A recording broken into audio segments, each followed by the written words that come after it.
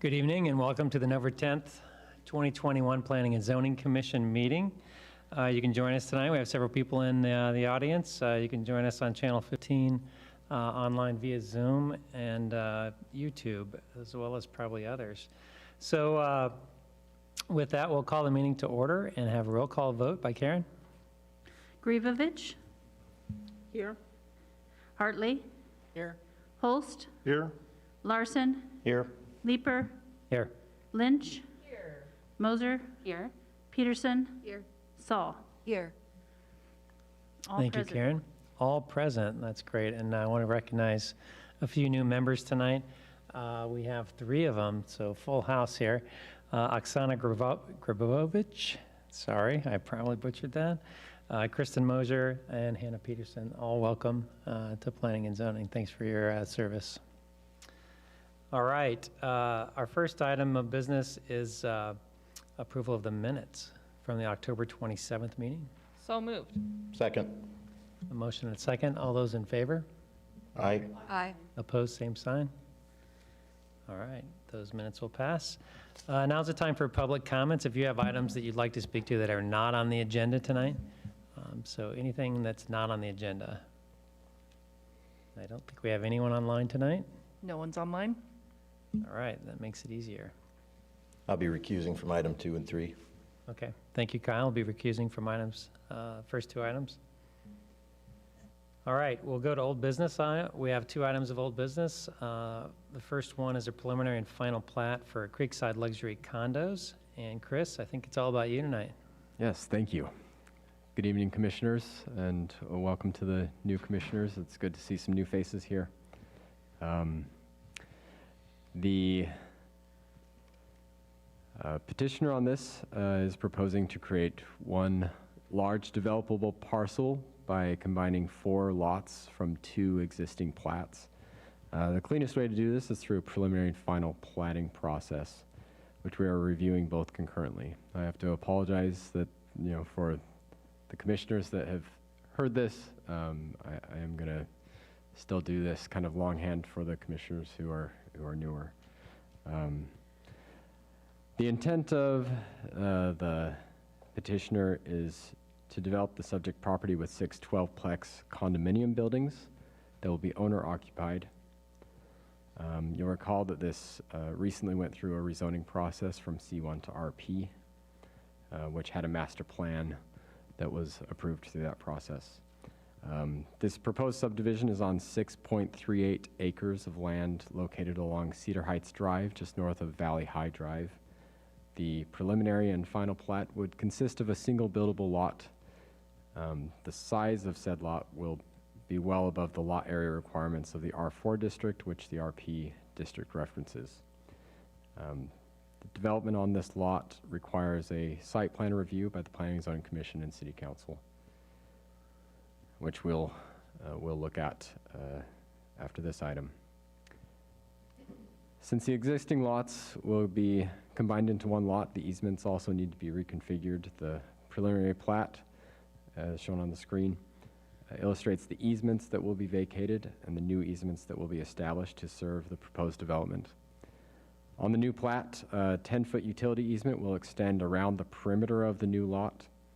A gas utility easement will be established across the center of the lot in a location that will run between proposed buildings. The lots to be combined currently contain building lines which will go away and be replaced by building lines as depicted on the final plat up on the screen. The final plat includes a 25-foot building line along the north, south, and east, and a 35-foot building line along the west. Building lines are shown in yellow. These meet or exceed the setback requirements of the RP Planned Residence District and are more than sufficient to meet the master plan that was proposed. Also, easements are shown in blue. Note that a small tract is being dedicated to the city. As part of this planning process, the developer will be constructing sidewalk on that dedicated portion, along with the rest of the sidewalk along the south border of the property. So that said, we've reviewed this and the proposed preliminary and final plats. We we recommend approval, subject to any comments or directions specified by the Planning and Zoning Commission, and also conformance to city staff technical comments or recommendations. All right, thank you, Chris. Does anyone have questions for the staff before we get to the applicant? All right, seeing none, does the applicant like to speak to the item? I'm seeing some head shaking horizontally, so no. Is there anyone from the public that would like to speak to the item? I'd like to remind you that this item is about the final plat, and we will be reviewing the site plan as the next item. All right, seeing none, I will bring it back to the commission for any general discussion. Again, this item is up for a recommendation to City Council. I think it's pretty straightforward plat, and I would make a motion to approve. Second. Okay, we have a motion and a second. Any discussion, further discussion? All right, we'll have a roll call vote. Karen? Gribovich, Abstain. Hartley, Aye. Holst, Aye. Larson is also abstain. Leeper, Aye. Lynch, Aye. Moser, Aye. Peterson, Aye. Saul. Aye. Motion carries. All right, so that item will move on to council. Our next item of old business and last item is the same site, but we're doing a site plan review for Creekside Luxury Condos. And Chris, I think you're going to introduce the item again. Yes, thank you. It's the same location as the preliminary and final plat that we just went over. This site plan conforms substantially to the master plan that was approved as part of the rezoning process. It actually resembles it almost exactly. So the buildings are set back a minimum of 69 feet from the west property line. And buildings are placed exactly as they were on the master plan. Also, the developer's proposal conforms to the limit of only 2 access points off of Cedar Heights Drive, which is a requirement agreed to in the Development of Procedures Agreement. This also abides the density requirements of the R4 district. I wanted to mention there were some comments in the last meeting about density and some questions. The density here would be 11.3 units per acre. For reference, the density between this development and Legacy Lane is approximately 8 units per acre. So it is in that neighborhood of medium density residential, which is what this is slated for on the future land use map. I also wanted to mention that the developer has proposed a slightly different grading plan that includes doing the berm, doing the full extent of the berm in the first phase, as illustrated on the screen. It's in a shade of green. The landscape plan also conforms substantially to the landscape plan submitted with the master plan.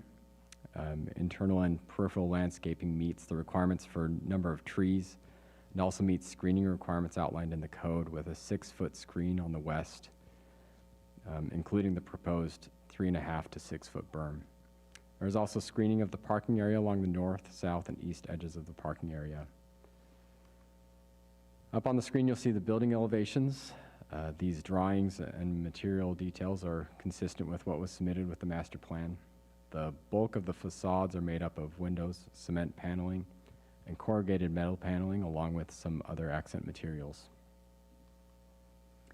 Signage is shown up on the screen. A separate sign permit will be required at the time of development.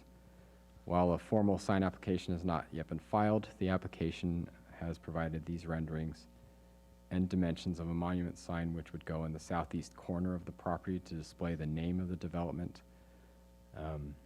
The proposed sign is within the height limit, which code says 20 feet. And the applicant noted on the rendering that the sign area is not to exceed the the code limit of 40 square feet. As had been discussed in previous proceedings regarding this property, there were several concerns which had been discussed and negotiated between the developer and neighbors. Good neighbor meetings were held to hear concerns and offer solutions. Applicable measures determined from those meetings were included in the plan.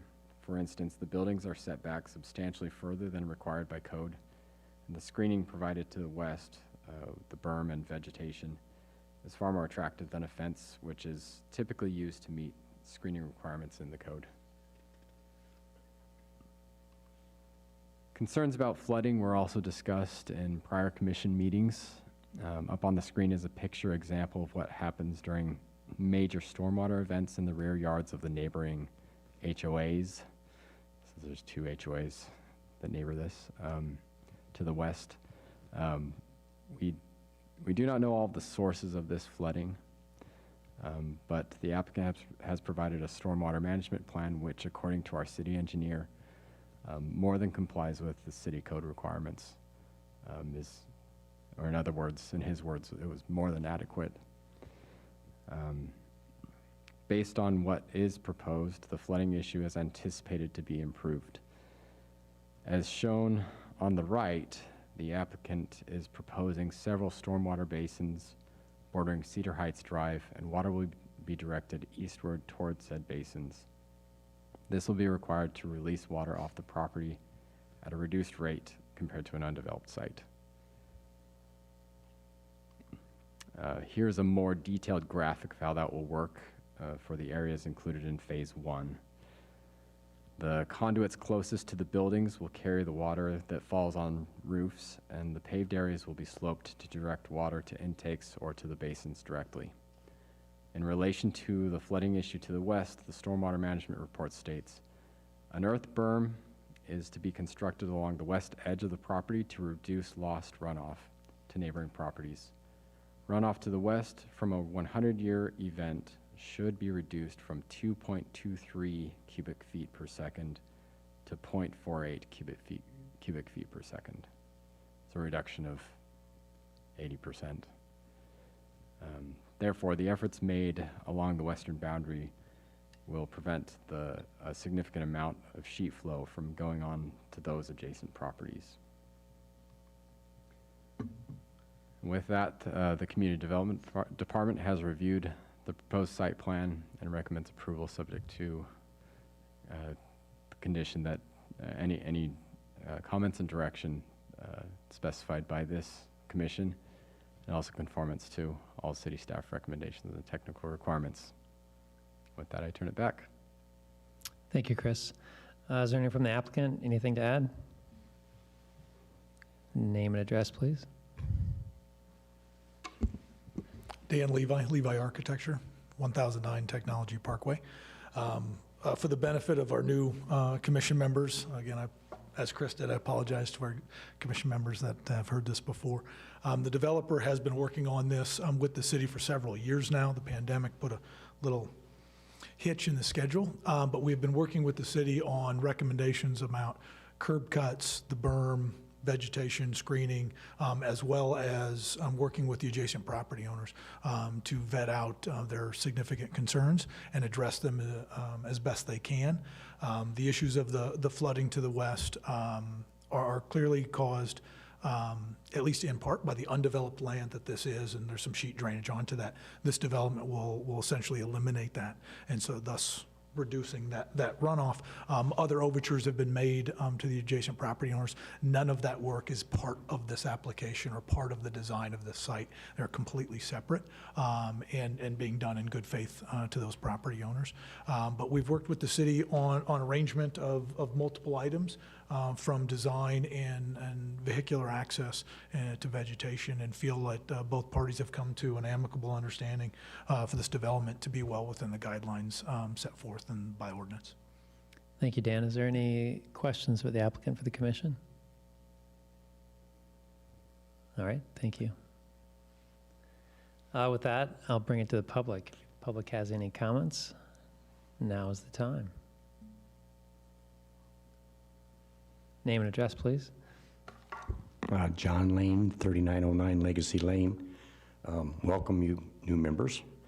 I apologize, I may sound like a broken record because I am. I met with Chris recently, and he actually answered most of my questions in regards to the berm. So I think I feel pretty comfortable reporting back to my neighbors and friends. I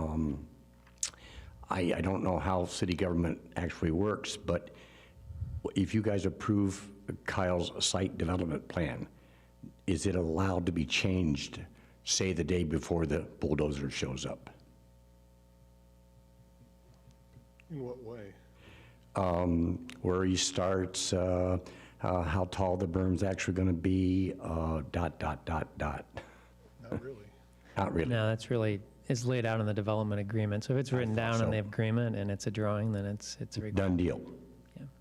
Okay, After it's approved by city council, yes. okay, thank you. I'm going to Colorado to ski. Thank you, John. Have fun. All right, is there anyone else from the public that would like to speak to the item? All right, with that, I'll bring it back to the commission. I think we put a lot of hard work into this, this site plan, into having good faith and conversation with neighbors. And I'm excited about what this will bring to the Cedar Valley, not only from a developmental standpoint, but also from perhaps living opportunities for other people moving into the Cedar Valley. I would move to approve the site plan. I'd second. We have a motion to second. Other comments? So I think, yeah, the key thing for me was that drainage, and I think by moving the berm, the entirety of the berm into the first phase, that should essentially eliminate all the water, the potential water issues right away. And so I think that's key to being successful, because I think that's really the major potential bugaboo for the project. So. Agreed. I'd like to give kudos to the community for standing up and asking good questions, and for the developer for listening. This is how it's supposed to work, and we appreciate everyone's input on that. Thank you. Other comments, questions? I was just going to say, as a new member, I did have some concerns after reading through this, and I'm grateful that that communication happened, and I feel much better after hearing the follow-up. Great. All right, with that, I think we'll have a roll call vote. Karen? Grubevich. Abstain. Hartley. Aye. Holst. Aye. Larson. Oh, sorry. Leeper. Aye. Lynch. Aye. Moser. Aye. Peterson. Aye. Saul. Aye. All right, so that item will move on to council. We have no new business tonight. Any commission updates, Karen? I would only say that I want to let you know that the new downtown code was adopted by city council and has been published in the Courier, so now is in effect. So any future projects in that area will follow the new newly adopted code. And again, we're continuing to follow the COVID numbers, and Julie will continue to be here as long as the numbers are in the high range for COVID, and allow that Zoom option. But if it does go below that, we always pay attention to that when we set up the meetings before we send the packet out. So we'll continue to follow those protocols until it's down below that high range. Is the intention that the online version will go away at some point, or is this something that's going to be with us? I think Julie, do you want to address that?